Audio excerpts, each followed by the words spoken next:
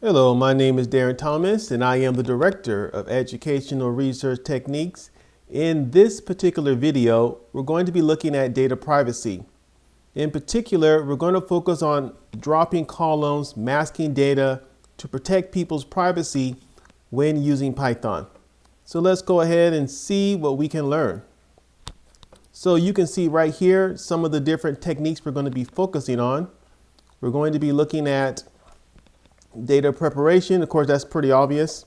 Dropping columns, dropping rows, data masking, and replacing parts of a string, which is also data masking. So let me go ahead and start loading in here the different libraries we're going to be using. So we're just going to focus on one library. It's pretty simple here. And this is PyDataset. We're going to be bringing our data in from this particular library along with this particular function, if you will. So we're going to load that. For our data preparation, it's going to be really simple. Again, not very complicated at all. Here we go. Take a look at this. So we're going to go ahead and create a object called df, and we're going to put the slide, I guess you say slid or slide, data set inside that using the data function, and we're going to take a quick peek at it using the .head method. So here, a very simple data set. We have 5 columns: wages, education, age, sex, and language. And so we're going to pretend that this data has like sensitive information. In other words, what we're saying is that based on the information provided in a particular row, you could potentially identify the person.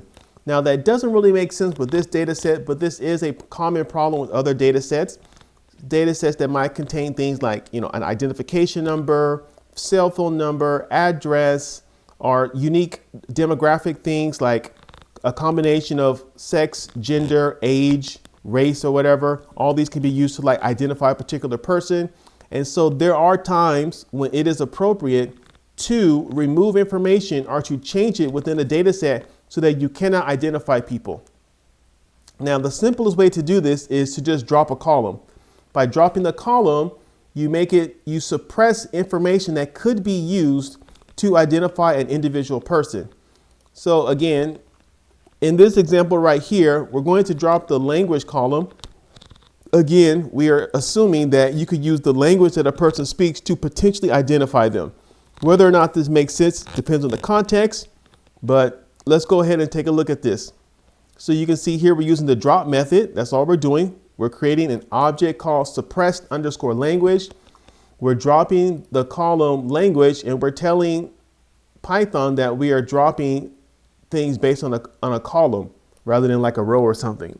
And so then in the second little piece of code right here, we just take a quick look at it. So let's go ahead and take a look at this.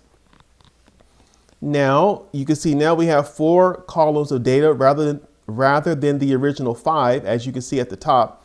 And so by dropping the language column, you could potentially protect people's individual identities. Another way we could do this is we could drop rows. Again, this is really not complicated at all what we're doing. These are some basic tools that you should already be familiar with. It's just the context and the motivation for using them is slightly different than from what we have done in the past. So now, if you remember, we had a row of data or a column called education. Basically goes from, I think, from 1 to 16, like all the way from, first grade all the way to, finishing college, for example, senior year of college being level 16. And so let's say we have a handful of people who are, for example, have an education above 14. So that might mean they have more than an AA degree, as an example. We can suppress those people by dropping all values that are greater than or equal to 14. And by doing that, again, it would protect these people's identity. This would be very useful, for example, if you only have a handful of people with that level of education, where you could potentially figure out who they are because there's so few of them, almost like removing outliers.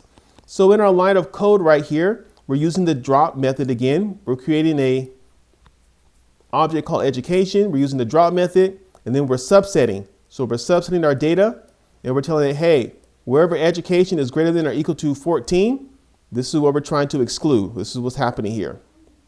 And then we got to use the dot index as well to complete that. And so let's take a peek at this.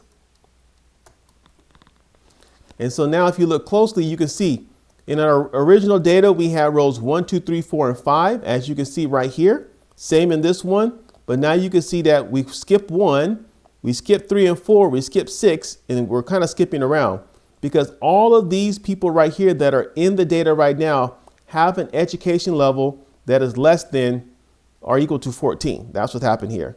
You can see up here, or excuse me, less than 14. You can see right here, this guy had, number 3 had a education level of 16. He's now missing. That's what's happening there. And so this is another way you can deal with your data to try to protect people's identities.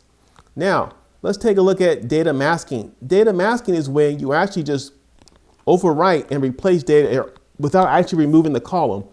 Now, why you might want to do this depends. Maybe the column is useful to know, even if the data is not there. You know, your motivation depends on the situation.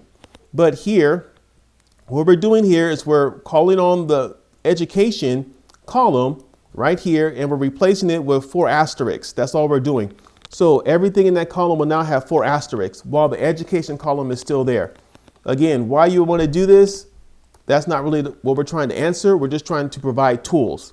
So if you look right here, you can clearly see that in the education column, everything is starred out. Again, this is a way to protect people's identity in case you are worried that this column could be used as a way to try to figure out who people are, to try to find their identities. Now, our last one's a little bit more complicated, and this is where we're still masking data, but we're only replacing part of a string. We're only replacing a piece of it and not the whole thing. So here's what's happening here. Let's say the column for identifying sex could be used to identify individual people, and we want to protect people, but we still want to have some of that data available. What we're doing here is we're taking the column sex and we're going to run a function on it called apply, or this method called apply. Inside apply, we're using what they call an anonymous function, which is a way to create a quick function that doesn't, that you're not trying to save. So you got to use lambda. And after lambda, you got to put your expression. This is kind of like, the dummy variable that kind of stands in place of whatever you're trying to do. It's kind of hard to explain, but we're going to call this expression here text. It's going to stand in place of the column we're applying it to, basically. So instead of saying this word right here, we're using text instead in a generic fashion. And what we're saying is this. We're trying to concatenate here. So start with, when you go inside the column called sex, you're going to start in the first position in the row. So that would be start with the letter M here. And we're going to leave that letter there. That's what text with the 0 and with the brackets with the 0 inside it means. Start there. And then after that, you're going to add these 4 asterisks after that. So we're going to have M, then we're going to have 4 asterisks after that. And then we got to tell it where to stop. So again, look inside the column again, because we're using our generic term here, the expression text, and use on that, you're going to use text.find LE. That's what we're going to do. So that's where it's going to know when to stop at. OK, and so then we got to finish it out with the colon like this and then put the bracket. So what's going to happen here is you're going to see it's going to start with the M. It's going to have 4 asterisks, and then it's going to stop making the asterisks at the LE. So it's going to basically replace the letter A inside the word male here. That's what's going to happen. So let's go ahead and take a look at this. All right. So you can see right here, don't worry about the education column. That's from the previous example. But right here, you can see we got M, and then we space it out. We remove things right here, and then we jump back in with LE. So one place where this might be useful is like if you're trying to star out, part of a email address or part of a telephone number. Maybe you want the zip code so you can group things, but you don't want people to have access to the rest of the phone number. So just the first 3 digits as an example. There are situations where this might be valuable, and this is just kind of one way that this can be done. Now let's go back and kind of review what we talked about and wrap this up. All right, so in this video, what we did was we looked at some very, very basic ways to try to protect people's privacy when working with data.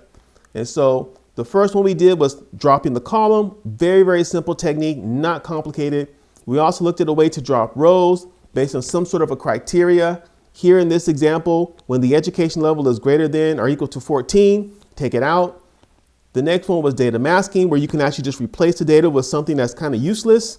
And then, of course, replacing part of a string down here at the bottom, the most complicated one, which involved using the apply method and also the lambda tool, which is used for making anonymous functions. And this allowed us to replace part of a string to protect identity. And again, this might be used for example, removing part of an email address, removing part of a telephone number in a way to protect people's identity while still having something there that can be used for your purposes of analyzing data. So I want to thank you again for listening and watching. My name is Darren Thomas. I am the Director of Educational Research Techniques. Thank you again and take care.